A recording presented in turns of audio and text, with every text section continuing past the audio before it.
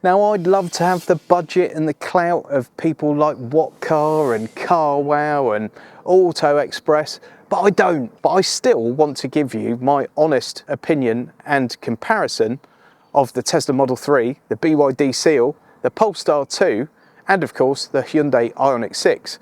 I'd like to throw the ID7 in there as well, but I haven't had one yet, so that's a bit difficult. So in this video, I'm going to go through all the main categories that we usually consider and touch on when reviewing cars, when you're looking to buy a car or lease a car, and try and help you through your decision-making process.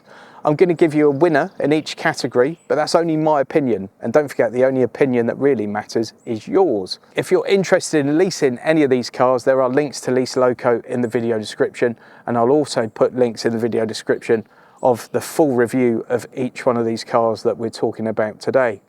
Please give the video a thumbs up. Please subscribe to the channel. I'm still after getting my 50,000 subscribers this year, so please make that happen and enjoy. So we're looking at 4 cars that are all in this sort of compact saloon stroke executive kind of category, and we're looking at infotainment and interior.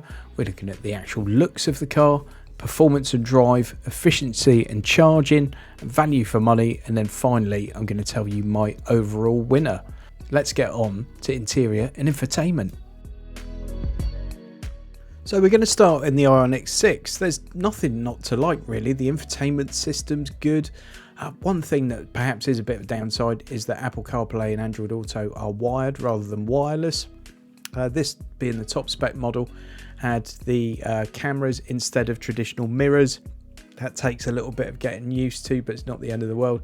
I think the only downside really of any significance in this interior is if you don't go for those and you have the standard mirrors, those screen spaces are still there, but they're just blanked off and it looks a bit naff. But generally material quality is good, it's really comfortable, you've got plenty of leg room everywhere. It's just a lovely place to travel. Next to the Tesla Model 3, obviously this one's going to be massively controversial. Build quality is very good these days. People often bleat on about Tesla build quality. I have to say this thing's built very well indeed. It is very minimalist and a lot of people struggle with that, and Tesla has made matters worse by getting rid of the indicator stalk, and your drive selector is now on the screen or sort of on a button on the ceiling rather than on a stalk of its own. It's perhaps too minimalist for many of us. I personally love the infotainment system. I think it's the best out there. I think the way it integrates with chargers is phenomenal. I think the software side of things with Tesla is head and shoulders above everything else. I really like the interior myself. I do wish it still had an indicator stalk because I think it's daft not to have it. But that's progress, I suppose. Onto the BYD Seal, and they've got obviously this huge central screen which you've seen spin around on 1,000,001 videos by now, and that's now 1,000,002. The interior is well screwed together and generally material quality is good. The one letdown in there is the driver information display, which is just a little bit pants. Certainly a nice place to be. I don't think the infotainment system is anywhere near as good as it is on the Tesla or the next car, which is the Polestar 2, but a very good effort from BYD, it has to be said. Now the Polestar 2 has had a bit of a facelift since I had the car in for review, unlike me unfortunately. This interior is fantastic, the build quality is superb. You're not lacking for anything with the infotainment system. Again, that's had a slight update. It's all running on an Android based system, Google based system, and it's really very good. It feels much more like a cockpit in this one, so the interior really wraps around you and it doesn't have the minimalism that you find in the Tesla. Material qualities are fantastic, build quality is fantastic, and for me the Polestar is the winner in this section. But if it's all about infotainment for you, you should definitely go for the Tesla. On to looks next. And rarely has there been a more polarising design than the IONIQ 6. I personally love the design of the car. I think it's very interesting. It's brave, it's bold, it's not a cookie cutter in a world full of very similar looking SUVs, this really stands out for me. Certainly deserves a tip of the hat to Porsche, I think we can safely say. But it is a love or hate kind of design, and I know some people will have a very different opinion to mine, but for me, I really like the look of it. Although the new Model 3 is only subtly different to the previous version, I actually don't mind the look of it at all. I don't think too many people buy a Tesla for their looks, but I think it's the best looking Tesla to date, save possibly the original Model S when it first came out.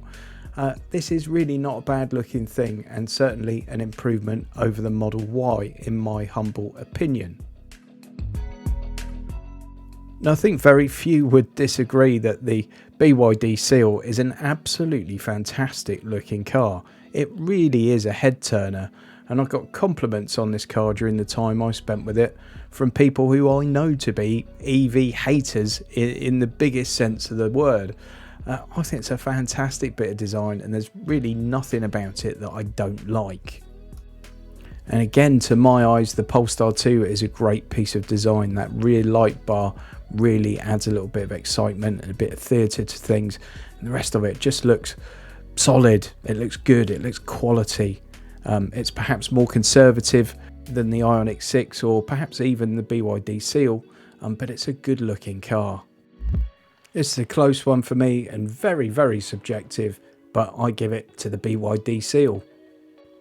We're now on to performance and drive, and every car really scores exceptionally high here, and there are options for pretty much everyone. So in each of these cars you can get something with a blistering 0 to 62 time and a range to really suit your needs. The IONIQ 6 just makes for a great Grand Tourer. It's a lovely thing to cruise along the motorway in and soak up the miles, but it's equally happy on the back roads. It's really a nice car to drive.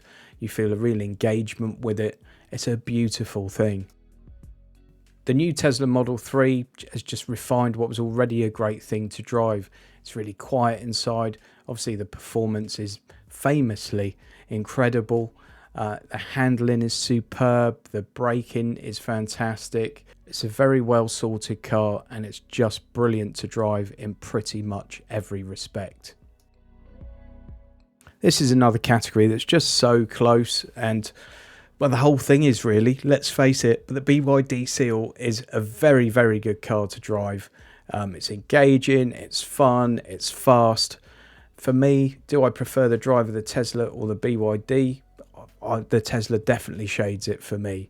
I don't know quite what it is, I can't quite put my finger on it, but the Tesla just feels more sorted overall. The Polestar 2's probably got the firmest ride. It's got fantastic handling.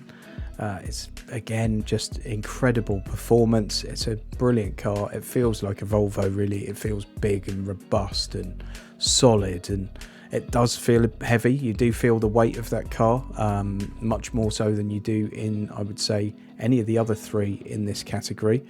However, it's still a great car to drive. A super tough category, but it's Tesla for the win for me. Now, rather than looking purely at range, because every one of these cars has a really good long range option, I'm going to look at efficiency and charging, and I'm going to cut this one really short for you. I'm going to give the win to the IONIQ 6, and I'm going to do that because of its 800 volt architecture. It can get from 10 to 80% in 18 minutes if you're on a 350 kilowatt charger, and I've seen that happen in practice. I did a long European drive in this, and there's a video on that, and it was just stunning how quickly the thing charged, and it's also really efficient. Tesla also famously efficient. I think probably the loser here would likely be the BYD Seal, only by a hair, but it can't charge quite as quickly as some of the rivals, and it's perhaps not quite as efficient in the real world as its rivals. But the IONIQ 6 for me just shades it. Do remember though, with Tesla you've obviously got access to that brilliant supercharger network. When it comes to value for money, obviously I can only really look at this from a UK perspective, but the Tesla Model 3, in my opinion, is unrivaled in terms of its value for money. The rear-wheel drive model starting from shade under 40 grand is just incredible value when you consider how much car you're getting for that much money. Over 300 miles of range, really good real world efficiency, amazing software, the way it's integrated with the car. You know, Tesla's been doing this for a long time. The supercharger network, the list goes on, but the value for money offered by the Tesla compared to anything else on this list in the UK is phenomenal.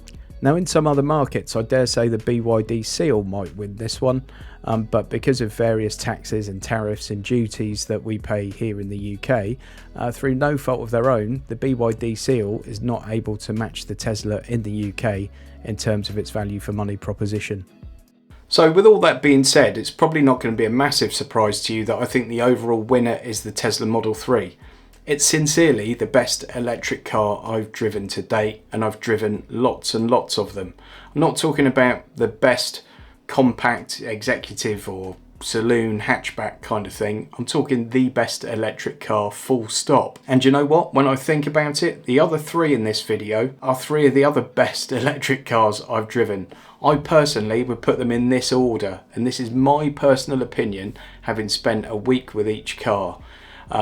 I would say the Tesla Model 3 is the best. Second is really tough, but it would be the IONIQ 6, I think. Possibly the Polestar third, and the BYD I would put fourth. That's not saying the BYD is bad in any way, because I loved it. I think it's a brilliant thing. It's a great piece of design. It's a great car. It's just the other three are so good and so well sorted. And the BYD feels like there's a tiny bit more work to do in one or two areas.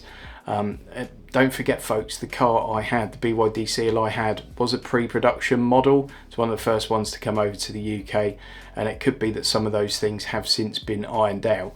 But the great news is that it's still one of the best electric cars available on the market today. And take that from someone who's driven lots of them. All right.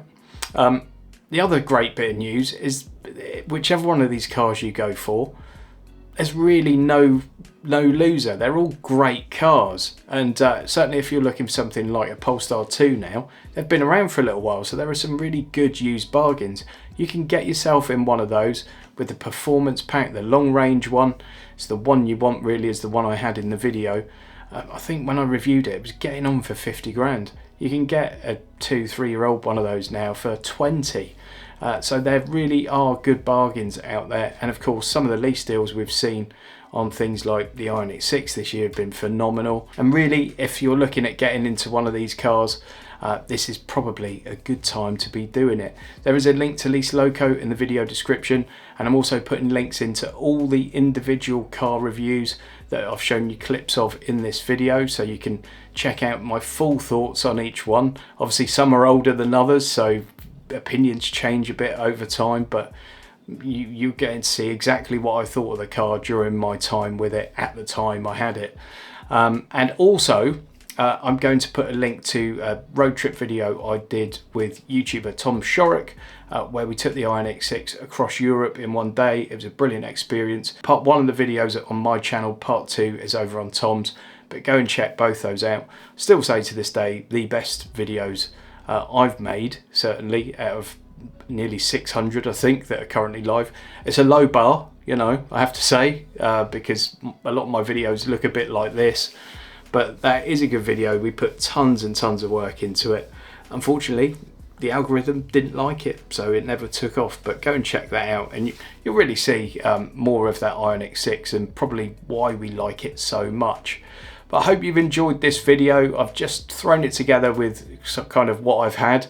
I hope I've done an okay job of it. Please give it a thumbs up. Please subscribe if you haven't already done so. I'm desperate to get to 50,000 subscribers this year.